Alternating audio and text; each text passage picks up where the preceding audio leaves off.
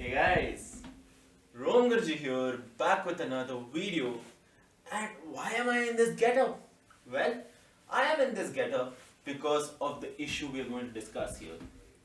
And that issue is secret. That's right, guys. Today we're going to talk about some confidential stuff. And what is that stuff? It's your data, guys. It's your data. So today we are going to talk about your data and how your smartwatch is sending that data to everyone. That's right. That smartwatch you're wearing on your hand, it's sending data to people. You're in trouble. Now, this video, should you choose to see it, will tell you what are the precautions you should be taking and what might happen if you don't. So let's get started, guys. So today I'm going to tell you about how the smartwatches industry is also a part of the data broking industry and how they're tracking everything about you to sell you stuff, right?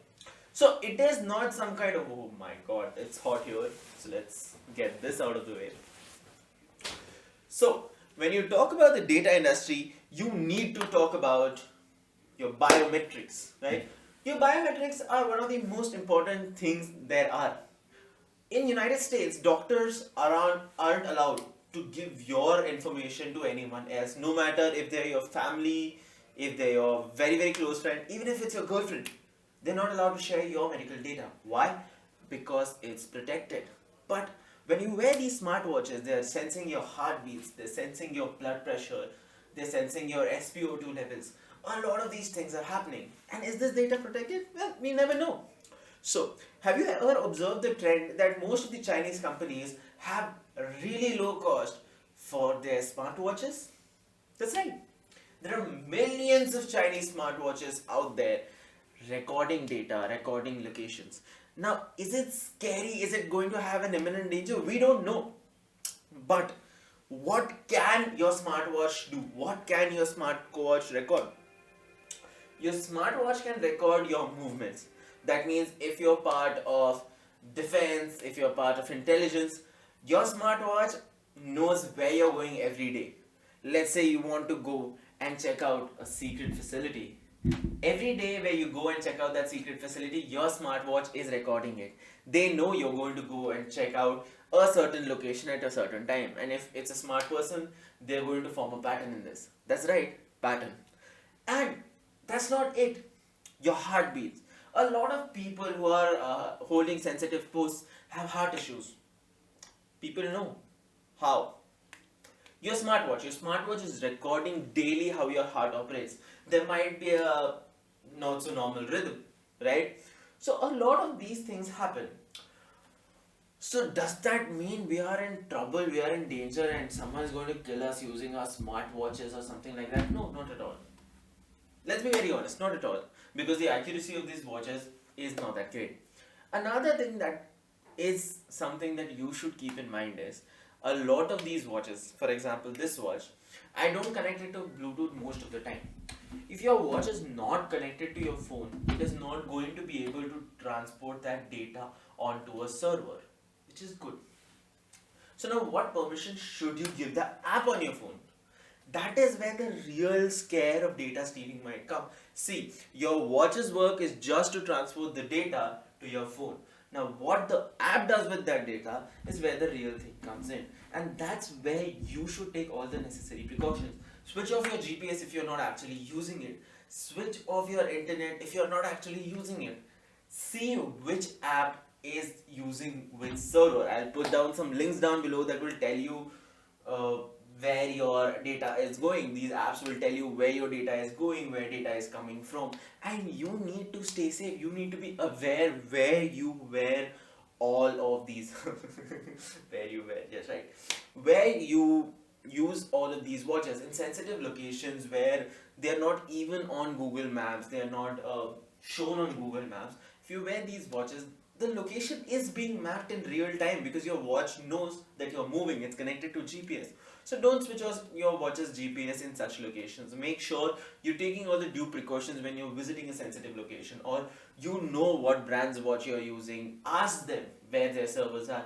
These are some important things that you really need to do when it comes to smartwatches and sensitive locations. Moreover, now when we talk about data broking, I know this might scare you at the start, but it's not necessarily a bad thing till it's being used in a good manner, right? A lot of times this data can fall into wrong hands, and those wrong hands will not maybe use it in a good manner, right? So I gave you an example of how your data is transported, but what can happen if your data is given or is falling in the wrong hands? Well, simply what will happen is, let's say I every day leave my house in Cochin for what, 3 hours at the same time every day, right? And my watch always records this. See, your watch knows that you move from place A to place B. There are accelerometer sensors. There are so many sensors there that know when you're walking, when you're jogging, when you're running, when you're in a car, right? Those sensors are built to do that. So when you are not at your home, and let's say I live alone there, for every 3 hours in a day, that house is empty with no one in there. What does that mean? If I am a robber, that's my golden ticket, that's my golden opportunity. And these things have happened in foreign countries. These things have taken place.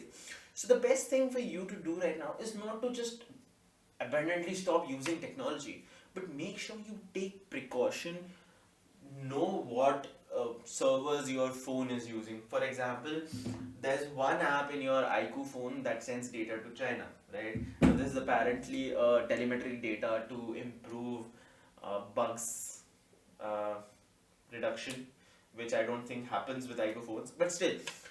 So each phone is doing something or the other. See, these devices are not just for fun, right? Like Xiaomi makes really cheap devices, their margins are low. So what happens? They show you advertising in their software. You can turn them off, but it's there. Now, a lot of times when you sign up on your, when you set up your new laptop or your new phone, they ask you, would you like to send your telemetric data to improve your devices? I always check no. Do you know what the telemetric data is? It's your basic usage data. How many apps you use in a day, what time do you use your phone in a day, your locations, is it accurate, your apps, what apps are being used every day. Those are the things that should be more or less personal. So ensure you know what you're giving permission to, you know what you're ticking when you're phone. A lot of times it happens is that you go online, you don't even read terms and conditions, and you just sign up to stuff, right? You remember that face app where it would show you how you would look if you were elder? Yeah, it had a term and condition clause where using that app and clicking a photo using that app would give the developers of the app access to your face, and you can't contest them. Free and full access to your face. You know how much deepfake videos can be made using that access? A lot. So make sure you read all the terms and conditions that are seen on that little checkbox, right? You know what you're signing up for, because if you don't, a lot of things can go wrong. For example, WhatsApp. WhatsApp gave me a terms and conditions to check, or I would have to stop using WhatsApp.